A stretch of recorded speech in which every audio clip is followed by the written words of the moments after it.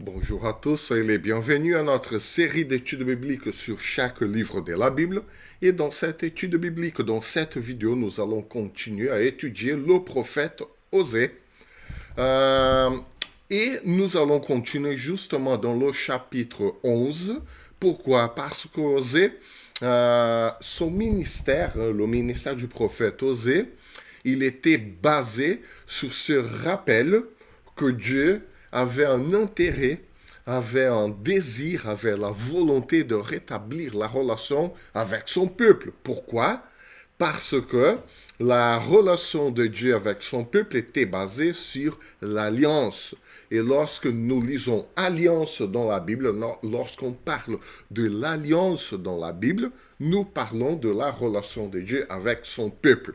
Une relation intime et une relation personnelle qui va au-delà des rites religieux, qui va au-delà d'une religion mécaniciste, une religion mécanique où il faut accomplir certaines règles, certaines choses.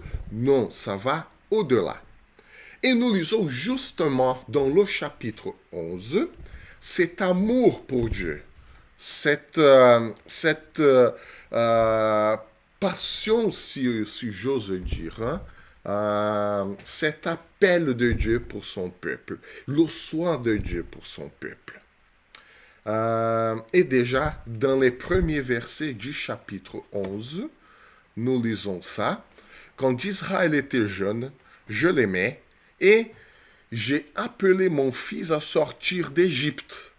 Voilà, ça c'est l'un des versets que Matthieu va utiliser dans le Nouveau Testament, dans son évangile, pour prophétiser le retour de Jésus de l'Égypte lorsqu'il a dû fuir à cause du roi Hérode qui voulait tuer tous les enfants de 2 ans ou moins.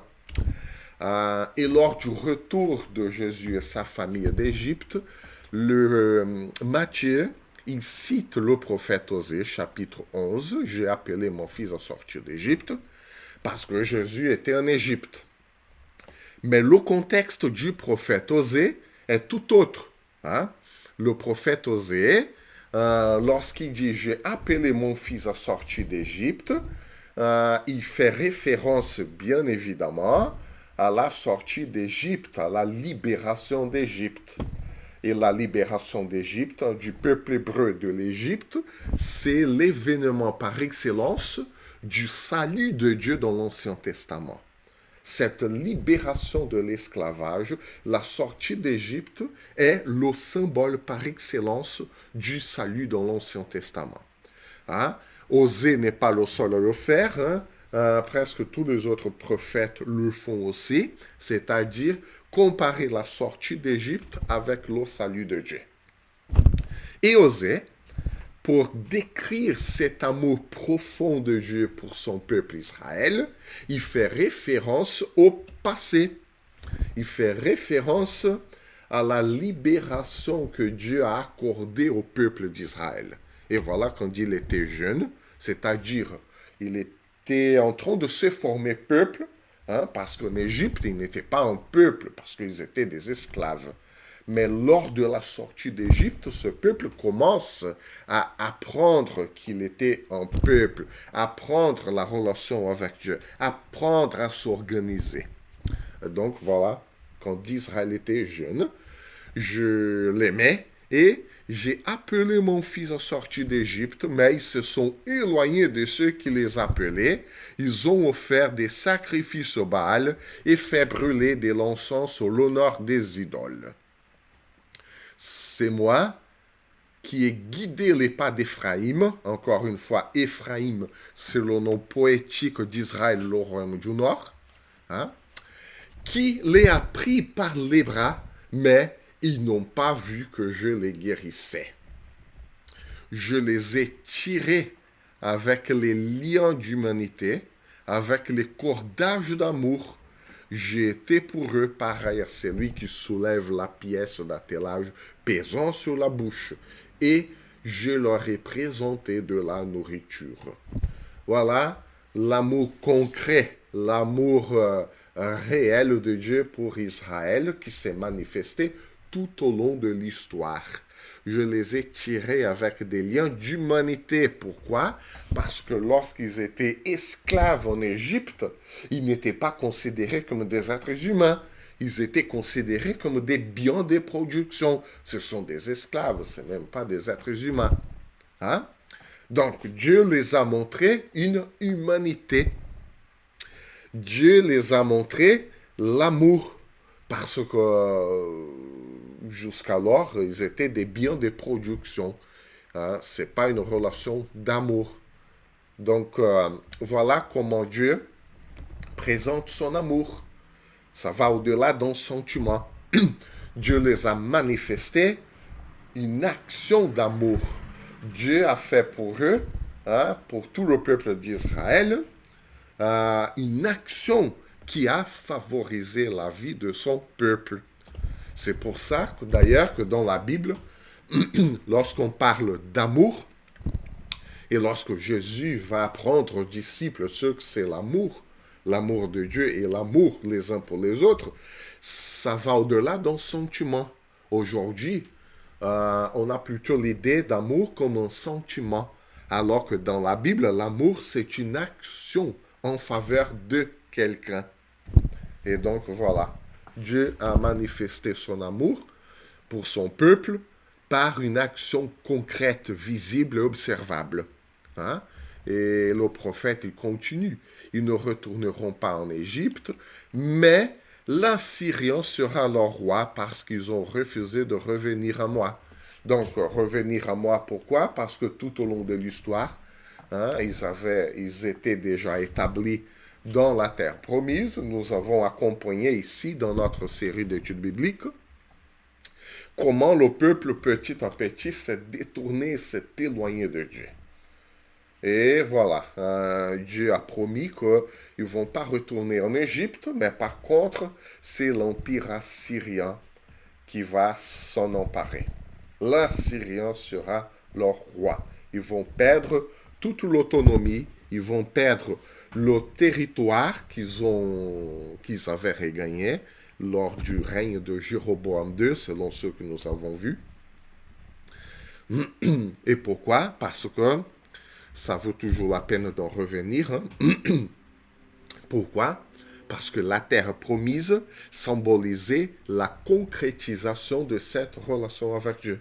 Puisque le peuple refuse d'avoir une relation avec Dieu, la terre promise n'a plus sa raison d'être, n'a plus sa raison d'exister. Hein? Ou pas la terre elle-même, mais le peuple qui demeure dans cette terre promise. Pourquoi? Parce qu'il n'a plus de relation et la terre promise, elle concrétise, elle symbolise la relation du peuple avec Dieu. Donc, sans relation, sans terre, sans relation. Évidemment que lors de l'exil en Babylone, ça pour Juda, parce que de toute façon, après l'exil de l'Empire assyrien, le royaume, le règne d'Israël, le royaume du Nord, est disparu pour de bon. Dieu va apprendre à son peuple que cette relation va au-delà d'une terre. Mais la terre symbolisait concrètement la relation avec le peuple. Et le prophète Osée va aborder aussi les thèmes de l'espoir futur. Hein? Le prophète Osée ne reste pas figé sur ce moment précis de l'histoire du peuple, mais il va aussi considérer l'avenir. Hein? Et déjà, au tout début de son texte, au chapitre 2, Osée va parler à partir du verset 14 du jugement. Hein? Comment est-ce que Dieu va juger son peuple? Je dévasterai ses vignes, ses figuiers, eux dont elle disait, voilà le salaire que m'ont donné mes amants, j'en ferai une forêt et les bêtes sauvages les dévoreront. Ça, c'est bien le jugement de Dieu. Mais il parle aussi de l'espoir de l'avenir. Hein? Je fiancerai à moi pour toujours, je te fiancerai à moi par la justice, la droiture, la bonté, la compassion, je te fiancerai à moi par la fidélité, et tu connaîtras l'Éternel. Hein? Voilà, il s'agit de connaître le Seigneur. Il s'agit, et cette connaissance, bien évidemment, ce n'est pas une connaissance purement théorique. Hein? Savoir, c'est-à-dire de savoir par cœur la loi de Dieu. Hein? Mais en connaissant, tout en connaissant la loi de Dieu, connaître aussi le Seigneur de la loi, c'est-à-dire une relation personnelle.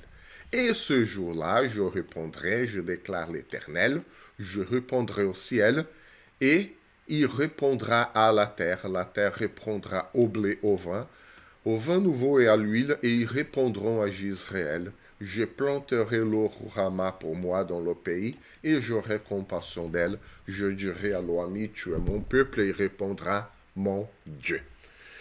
Voilà que même Dieu aime tellement le peuple d'Israël, Dieu aime tellement son peuple, que même dans les prophéties de jugement, Dieu parle déjà, avant même le jugement, Dieu parle déjà d'un rétablissement, Dieu parle déjà de la restauration de son peuple. Hein? Et la restauration, elle est tellement complète que le prophète Osée mentionne encore une fois la terre. La terre répondra au blé. Pourquoi on parle encore de la terre? Parce que la terre symbolise la concrétisation de la relation de Dieu avec son peuple. Tout simplement. Parce que la relation aura été rétablie dans l'avenir, qu'on parle aussi de rétablissement de la terre. Et de rétablissement aussi des produits de la terre. Non seulement de la terre elle-même. Pourquoi? Parce que la relation du peuple avec Dieu aura été rétablie, tout simplement. Donc voilà le rôle de la terre promise. Hein? C'est pas la terre pour qu'il puisse être riche, pour qu'il puisse être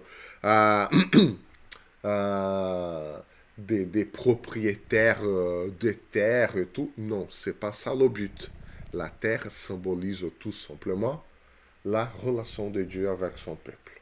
Hein? C'est pas une promesse que chaque personne qui appartient au peuple de Dieu aura des terres. Non, c'est pas ça le but. Hein? La terre symbolise tout simplement la concrétisation de la relation du peuple avec Dieu. Donc, Osée aborde aussi tous ces thèmes de l'espoir futur dans l'avenir, mais il va aussi, à tour de rôle, mentionner le jugement imminent selon ce qu'on voit dans le chapitre 5, le verset 8.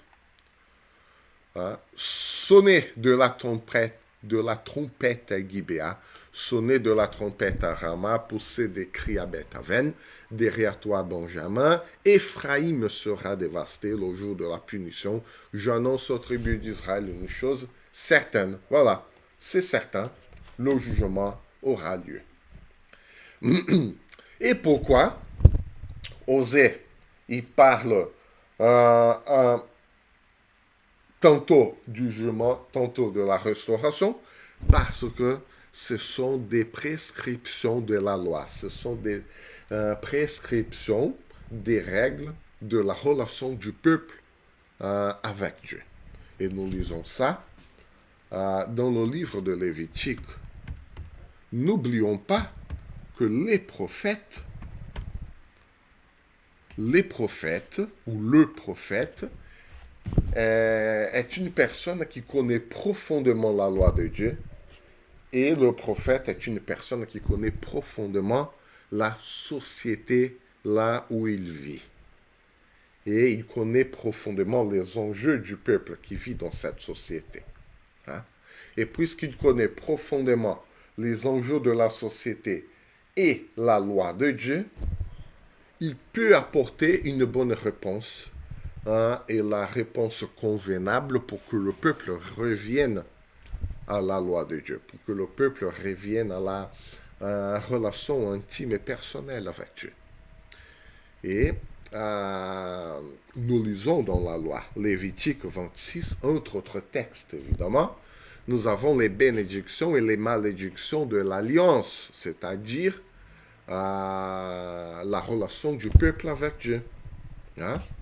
Et tout ce chapitre 26 de Lévitique, hein, notamment jusqu'au verset 39, notamment, ce chapitre parle justement de bénédiction et malédiction. Hein? Vous ne vous ferez pas de faux dieux, vous ne vous dresserez pas, vous ne vous dresserez ni sculpture sacrée, ni statue. Vous ne placerez dans votre pays aucune pierre ornée de figures pour vous prosterner devant elle, car je suis Éternel, votre Dieu. Et voilà, ils avaient fait de faux dieux. Hein?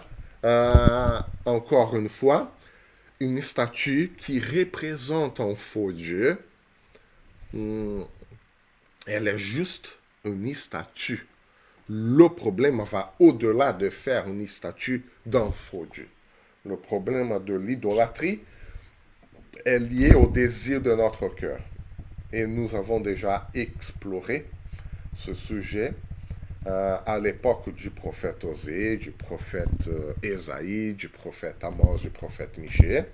Hein, ce sont les prophètes du 8e siècle avant Jésus-Christ. L'idolâtrie s'est manifestée notamment par leur désir de reconquérir le territoire d'Israël, par le désir de mener des bonnes relations avec les autres peuples, dans le sens d'avoir plus de terres, plus d'économie, plus de puissance. Hein. Et ils ont cru à leur propre pouvoir politique et diplomatique plutôt que de faire confiance au Seigneur. Et ils ont mis leur confiance dans la politique, dans l'économie, dans la société, plutôt qu'en Dieu. Hein? Voilà le problème. Et puisqu'il fallait accepter la culture des autres peuples pour mener des bonnes relations avec eux, ils ont aussi accepté des faux dieux, ils ont fait des statues. Donc voilà le problème de l'idolâtrie. Hein? Les statues en soi ne fait que révéler le désir, le mauvais désir du cœur humain. Hein? Donc, voilà les malédictions et les bénédictions de l'Alliance. On n'a pas le temps de tout lire, hein, ce chapitre 26 de Lévitique, mais voilà pourquoi le prophète Osée parle de la restauration. Il parle aussi de la malédiction. Hein. Bon, tout en remettant en question le leadership politique religieux d'Israël, le prophète Osée, il fait aussi preuve de compassion.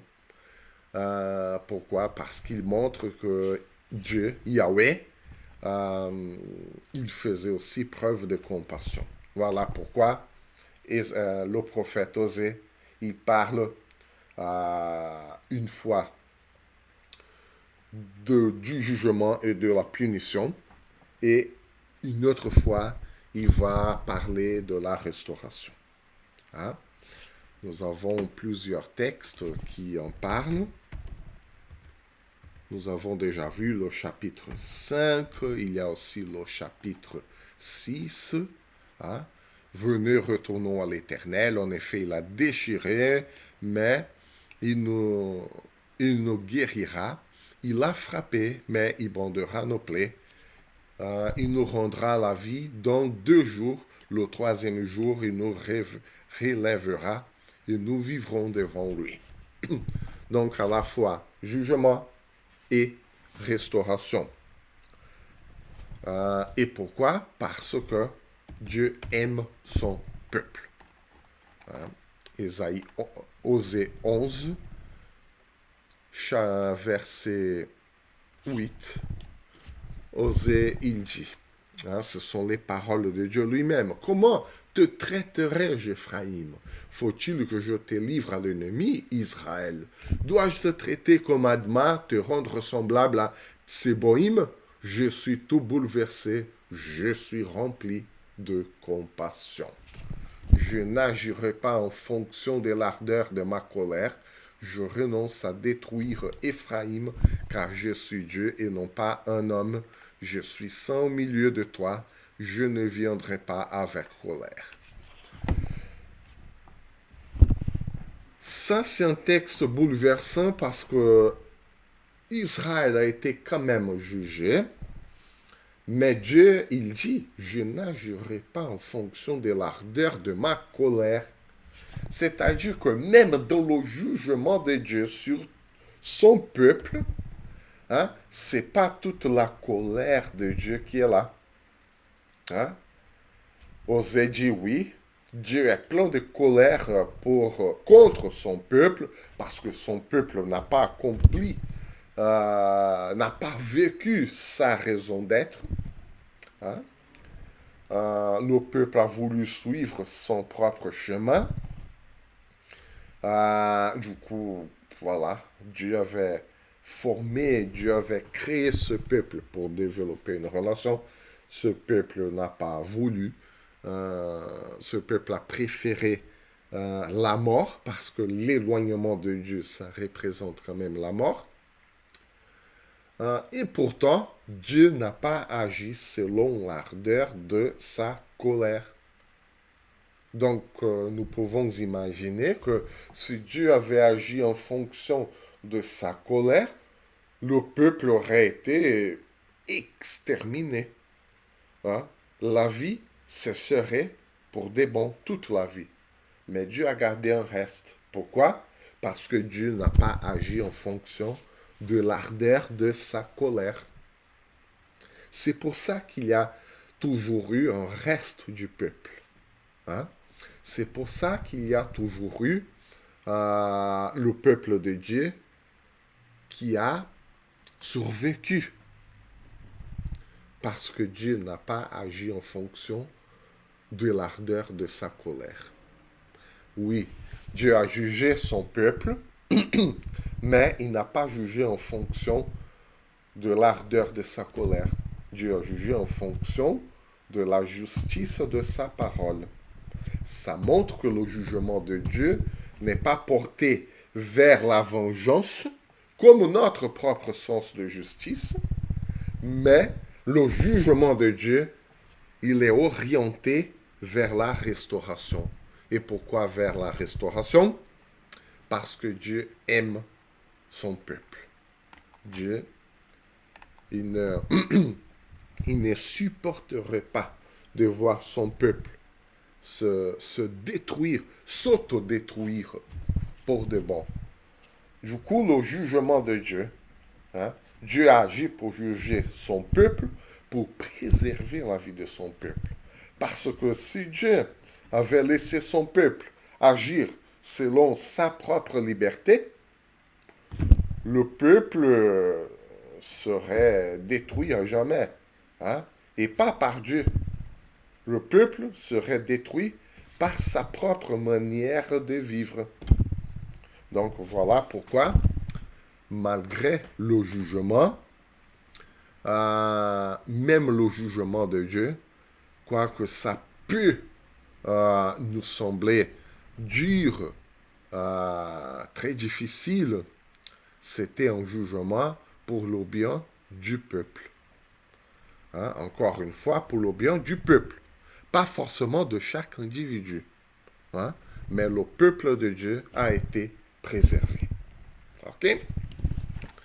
Donc, voilà pourquoi nous pouvons dire que même dans le jugement de Dieu, son amour est manifesté.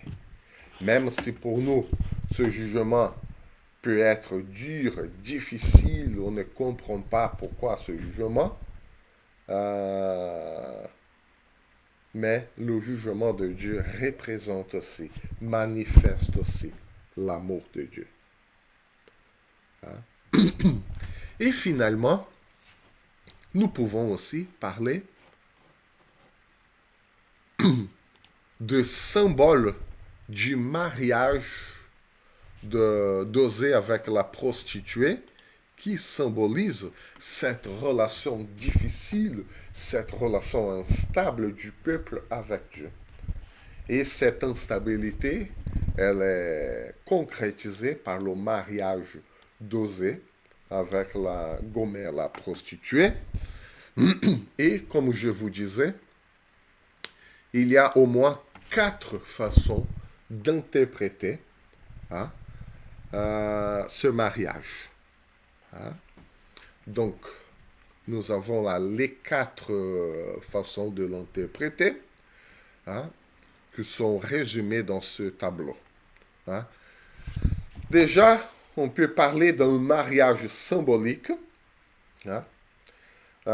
C'est pas historique. Hein, le mariage n'a pas eu lieu. Mais c'est juste une allégorie pour illustrer l'histoire.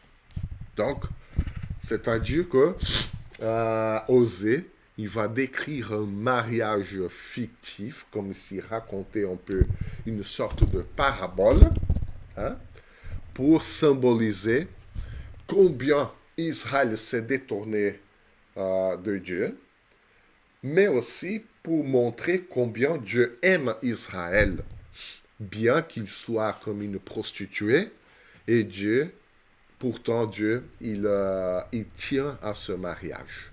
Hein?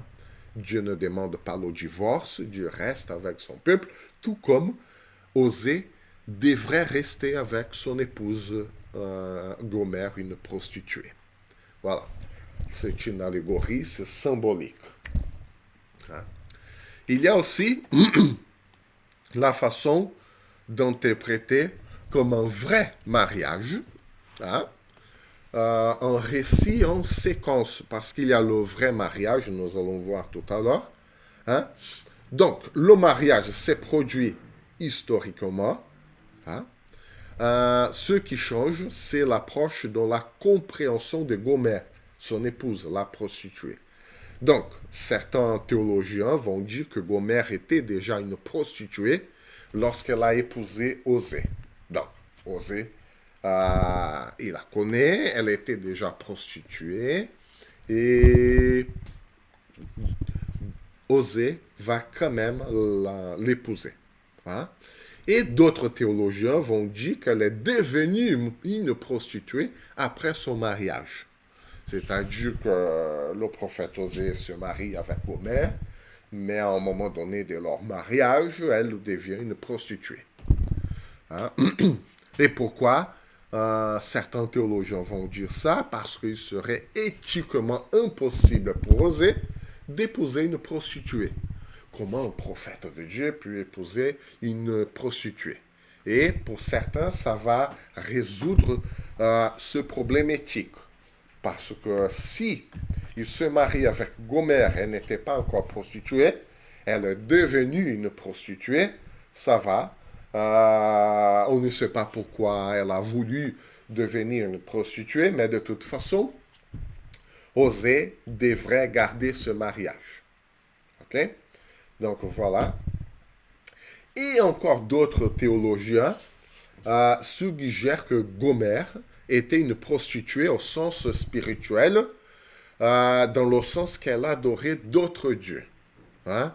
C'est-à-dire que Gomère n'était pas issue du peuple hébreu, mais elle adorait Baal, par exemple. Donc, elle était une prostituée au sens figuré du terme. Mais voilà, toutes ces hypothèses sont pour le vrai mariage.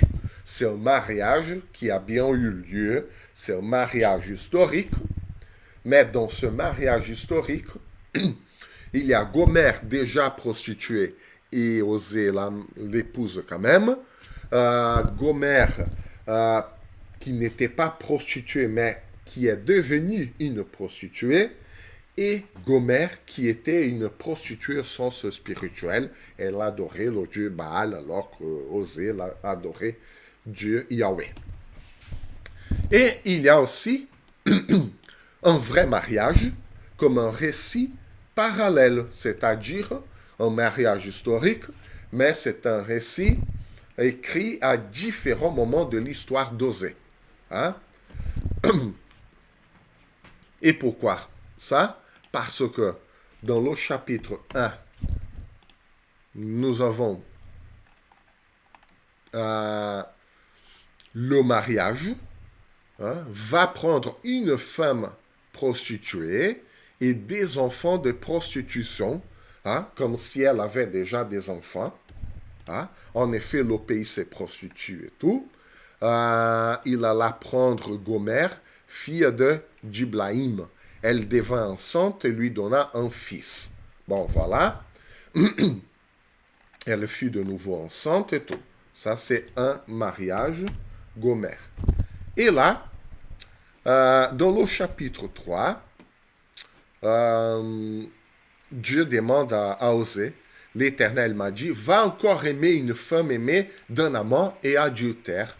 Aime-la comme l'Éternel aime les Israélites, alors qu'ils se tournent vers d'autres dieux et aiment les gâteaux de raisin. Donc voilà, ça donne l'impression d'un nouveau mariage, hein, ou pas vraiment un mariage, mais va encore aimer une femme aimée d'un amant et adultère. C'est peut-être un terme pour décrire une femme prostituée, hein, qui avait d'autres amants, qui étaient adultères. Mais le chapitre 1 parle de Gomer et le chapitre 3 parle d'une femme aimée d'un amant. Donc, certains théologiens vont dire, c'est encore Gomer, c'est toujours Gomer. Et il y a d'autres qui disent, non.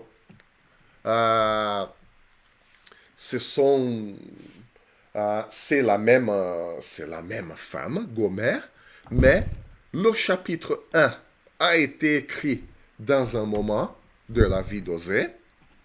Et le chapitre 3, c'est toujours Gomer, c'est toujours Osée, mais cette partie-là a été écrite dans un autre moment, et à un moment donné, ces deux récits qui parlent du même prophète, de la même femme, du même mariage, ont été mélangés.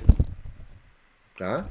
Donc, comme si quelqu'un connaissait la vie d'Osée et il avait écrit, et dans un autre moment, la même chose, la même histoire, écrite d'une autre façon. Hein? Par exemple, nous voyons ça dans les évangiles. C'est le même Jésus, ce sont les mêmes disciples, ce sont les mêmes histoires, hein, racontées de points de vue différents. Et bien évidemment, il y a des détails que Matthieu raconte, que Marc ne raconte pas. Il y a des détails que Jean raconte alors que Luc va sauter. Et Luc qui a fait une recherche plus approfondie sur certains récits et certains événements que Matthieu et Marc n'en parlent pas du tout. Donc voilà, ce sont les hypothèses, ce sont des théories. Et voilà pour le vrai mariage de récits parallèles, c'est-à-dire le même prophète, la même épouse, Osée, Gomer, Gomer, mais raconté d'une autre façon, hein, pour donner une emphase peut-être. Et il y a d'autres théologiens, d'autres chercheurs qui vont dire qu'il s'agit de deux vrais mariages. Osée épouse Gomer vierge dans le chapitre 1 et dans le chapitre 3, il décrit le second mariage avec une prostituée inconnue. Pardon, excusez-moi. Donc voilà plusieurs façons d'interpréter ce récit parce que le texte ne nous donne pas de pistes de réflexion pour vraiment être sûr. Donc, C'est pour ça qu'on a plusieurs façons d'interpréter ce récit, de lire ce récit. Mais quoi qu'il en soit, le plus important, si c'est deux mariages, si c'est un seul mariage, si Gomère était prostituée avant, ou si elle est devenue une prostituée, peu importe. Pourquoi? Parce que ce que le prophète Osée a voulu montrer, c'est justement le détournement du peuple de Dieu, l'éloignement de Dieu, du peuple de Dieu, de Dieu. Et ce récit, ce mariage, peu importe si c'est deux mariages, un mariage, Gomer avant, prostituée avant, ou qu'elle est devenue prostituée, peu importe, ça montre aussi l'amour de Dieu pour son peuple. Son peuple s'est prostitué et Dieu a tenu à ce mariage. Osée se marie avec Gomer. Gomer est devenue, ou si elle était déjà, ou si elle est devenue une prostituée. Le plus important est que, tout en étant une prostituée, Osée a eu des enfants avec elle. Osée l'a aimée. Et Dieu demande à Osée d'aimer cette prostituée pour justement symboliser, concrétiser la prostitution du peuple de Dieu, mais aussi l'amour de Dieu pour ce peuple qui était accro à la prostitution, à d'autres dieux. Donc, pour développer un peu plus ce sujet de la prostitution et du mariage, bien évidemment, du prophète Osée, le caractère contraire à l'éthique du mariage d'Osée avec Gomer, il peut être aussi discutable. On ne peut pas parler là d'une éthique. Pas pour l'instant. Rappelons-nous que l'éthique de l'Ancien Testament n'est pas la même éthique d'aujourd'hui. Notre éthique aujourd'hui, 21e siècle. Et ça, c'est discutable. Pourquoi? Parce que l'interdiction d'épouser des prostituées s'appliquait aux prêtres et non aux prophètes. Ok. Bon. Ça peut être interprété comme faire du forcing dans le texte biblique, mais si on reste restreint au texte, ok, cette interdiction de déposer des prostituées s'appliquait aux prêtres, pas aux prophètes. Et Osée n'était pas prêtre. Au contraire d'Ézéchiel, qui était prêtre aussi. Cependant, bien qu'inhabituel, le mariage d'Osée ne pouvait être considéré comme contraire à l'éthique, puisque la même désignation des prophètes ne lui est officiellement attribuée. Voilà. Qu'est-ce que cela veut dire? Osée n'était pas officiellement consacré prophète. Donc, mais pourtant il prophétise, ok? S'il prophétise, il est un prophète. Et après, la tradition le considérait un prophète. Ça, c'est pas un problème. Mais, officiellement, il n'a pas reçu l'attribution de prophète. Donc, voilà. Et oui, on parle que Osée. Du coup, éthiquement parlant, et tout en restant vraiment restreint au texte, mais je dis toujours qu'il faut aller au-delà du texte, cette éthique d'épouser une prostituée ne s'appliquait pas à Osée, tout simplement. De plus, Israël, si on considère bien l'histoire d'Israël, le moment historique qu'il vivait, Israël était au bord d'un effondrement spirituel. sa survie en tant que peuple de Dieu était menacée. Hein? Et au-delà de la relation avec Dieu, il était au bord aussi d'un effondrement social, moral, hein, qui exigeait quelque chose de plus que des simples paroles. Hein? Tout comme Ésaïe qui prêcha nu, pieds nus pendant 3 ans. Donc voilà, où nous avons vu hein, que même le prophète Ézéchiel, lors de l'exil en Babylone, hein, il faisait des choses pas possibles. Donc voilà, au bord d'un effondrement spirituel, social, moral, économique, tout ce qu'on voudra, il faut aller au-delà des simples paroles. Et donc voilà. Ce sont juste des pistes, des hypothèses, des théories pour mieux comprendre. Hein. Le texte ne nous donne pas la bonne réponse ou la réponse pour la bonne théorie, mais le plus important, pour aller au-delà du texte lui-même, il faut considérer ça, l'amour de Dieu, même si son peuple s'est prostitué, et les agissements du peuple. Dieu l'aimait tant et pourtant, il s'est complètement détourné comme une prostituée. Comme Gomère qui avait son mari qu'il aimait et pourtant elle restait une prostituée. Donc voilà ce qu'il faut retenir. Donc si vous êtes gêné par une interprétation, donc voilà, il suffit d'en prendre une autre. Là, nous avons l'embarras du choix pour mieux concevoir ce texte.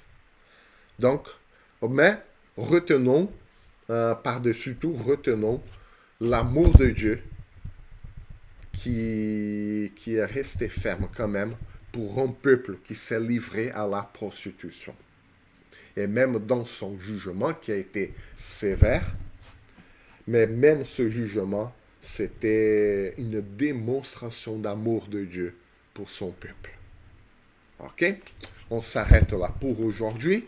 Et pour la semaine prochaine, pour la prochaine vidéo, la prochaine étude biblique, nous allons parler, et pour finir cette étude sur le prophète Osée, nous allons parler de certains textes, de certains sujets, que le prophète Osée aborde.